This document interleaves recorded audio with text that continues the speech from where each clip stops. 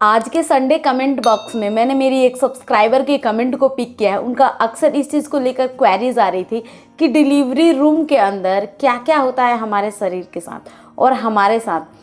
इन सारी चीज़ों के बारे में इस वीडियो में मैं बात करूंगी, कुछ मैं अपना पर्सनल एक्सपीरियंस भी शेयर करूंगी। तो चलिए गाइस, डिलीवरी रूम से रिलेटेड जितने भी आपके मन में डाउट है उन सबको मैंने पिक करने की कोशिश की। तो चलिए गाइस, मैं वीडियो को स्टार्ट करी। वेलकम, मेरा नाम है श्वेता और आप सबका बहुत बहुत स्वागत है प्राइम मॉम चैनल में।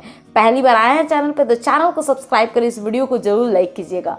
अगर मैं यहाँ पे बात करूँ सीक्रेट बातों की, तो यहाँ पे इस वीडियो के अंदर मैं ऐसे 5 सीक्रेट बातें आप सभी के साथ शेयर करूँगी। अगर नंबर 1 पॉइंट की बात किया जाए तो क्या होता है, सबसे पहले कि आप जब भी डिलीवरी रूम में जाती हैं तो आपको अपने शरीर की एक्टिविटी कैसे करनी है, जिससे बच्चा जो है, एक ही पर्पस है कि आपकी जो नॉर्मल डिलीवरी है वो बहुत जल्द हो जाए।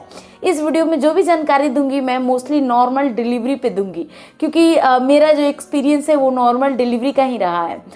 अब है कि आपको सीधी सी बात है अपनी एक्टिविटी के तौर पे सांस कैसे लेना है। देखिए, नॉर्मल आपको सांस ले लिया है और सांस ऐसे छोड़ना है मुंह से। मेरे कहने का मतलब कि आपको इस तरीके से, कई बार होता है कि हमने सीढ़ियाँ चढ़ी है या फिर दौड़ के आए हैं कहीं से, तो हम कैसे सांस लेते हैं, हाफना शुरू कैसे, पेट मुंह से सांस लेने लगते हैं तो पेट का क्या है ना कि वो ऊपर चढ़ जाता है। कहने का मतलब है कि अगर आप मुंह से सांस लेती हैं इस तरीके से तो बच्चा पेट में ऊपर चढ़ जाएगा। तो मुंह से आपको बिल्कुल भी सांस नहीं लेना है डिलीवरी रूम के अंदर। आपको सांस कैसे लेना है, सिंपल नोज से सांस लेना है, मुंह से निकालना है ऐसे, इस तरीके से फूंकते हुए अपने सांस को बाहर निकालना है। ऐसा क्यों किया जाता है? इसलिए किया जाता है क्योंकि आपका जो बच्चा है वो पेट के ऊपर नहीं चढ़े। अगर आप मुंह से सांस लोगे तो बच्चा ऊपर चढ़ जाएगा पेट में, तो और ज़्यादा देर हो जाती है। आपकी जो नॉर्मल डिलीवरी की प्रोसेस है वो और लंबी हो जाती है। वैसे भी नॉर्मल डिलीवरी की प्रोसेस जो है वो एक जटिल प्रक्रिया है। मैं जहाँ तक जानती हूँ मिनिमम 4.5 घंटे से लेकर 24 घंटे के बीच में नॉर्मल डिलीवरी की प्रक्रिया है वो इतनी लंबी चलती है। अब कहने का मतलब है, मेरी जो डिलीवरी है वो 4.5 घंटे में हुई थी। गांव की कुछ लेडीज़ होती है उनकी 2-2.5 घंटे में हो जाती है। वहीं कुछ ऐसी लेडीज़ होती है जिनको 24 घंटे लग जाते हैं। 24 घंटे तक नॉर्मल डिलीवरी की दर्द में रहती है, तब जाकर उनकी डिलीवरी होती है।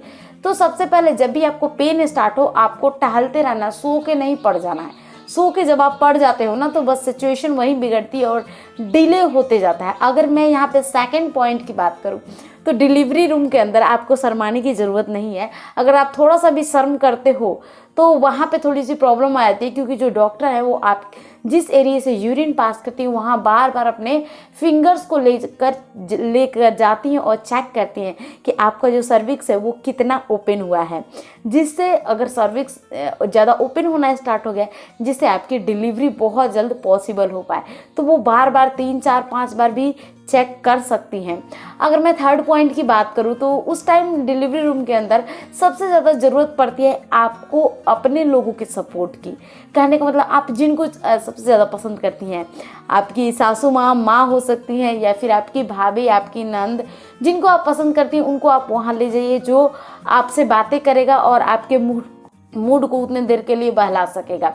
अब अपने साथ आप चाहें तो अपने हस्बैंड को भी ले सकती हैं। जिस पर्सन को भी आप लेकर जाना चाहती हैं तो पहले आप हॉस्पिटल में ही बात कर ले डॉक्टर से कि आप इनको अपने साथ लेकर जाना चाहती हैं, तो पॉसिबल है, जा सकते हैं। अगर मैं मेरी बात बताऊं तो मैं अपनी मॉम के साथ सबसे ज़्यादा कंफर्टेबल हूँ, तो मैं अपनी मम्मी के साथ गई थी हॉस्पिटल डिलीवरी रूम के अंदर। अब यहाँ पे ये बात किया जाए, फोर्थ पॉइंट की बात करूँ तो आपको एक्चुअली उस टाइम करना क्या है? करना यही है कि आपको अपने डॉक्टर की बातों को जैसे परफॉर्म करना है। वो जो बोलते हैं उनकी बातों को आप फॉलो करते जाइए और सिर्फ अपने बच्चे के बारे में उस टाइम सोचिए। और लास्ट, अगर 5th पॉइंट की मैं यहाँ पे बात करूँ तो कॉन्फिडेंस में ज़रूर रहिए, क्योंकि जब आप एक कॉन्फिडेंस में दिखेंगी ना, आपको देखिए, ऑलरेडी हर किसी को दर्द होता है, मुझे भी हुआ दर्द, लेकिन मैं इस चीज़ में थी, इस सोच में थी कि हाँ ठीक है, ये दर्द है, लेबर पेन आ रहा है, कैसे भी करके सर्विक्स 10 सेंटीमीटर जो है वो ओपन हो जाए और मेरी डिलीवरी हो जाए। मैं इस सोच में नहीं थी कि मुझे दर्द हो रहा है, मैं परेशान हो रही हूँ। अगर आप इस सोच में जाओगे ना कि आप परेशान, एक बार इस सिचुएशन को भी आप कंसीडर कर सकते हैं कि जो बच्चा बच्चा जो है वो भी तो इस टाइम दर्द में होता है, अकेले माँ को दर्द नहीं होता है। तो अपने कॉन्फिडेंस को लूज अगर आप करती हैं तो नॉर्मल डिलीवरी की प्रक्रिया बहुत लंबी चली जाती है। इसलिए डॉक्टर को लगातार सपोर्ट करते रहिए, कॉन्फिडेंस को डाउन मत कीजिए, अप करके रखिए। आपके मतलब कहने का मतलब इतने टाइम से आप इंतज़ार कर रही थी जिस बच्चे का, वो बच्चा अब आपके गोद में बहुत जल्द आने वाला है।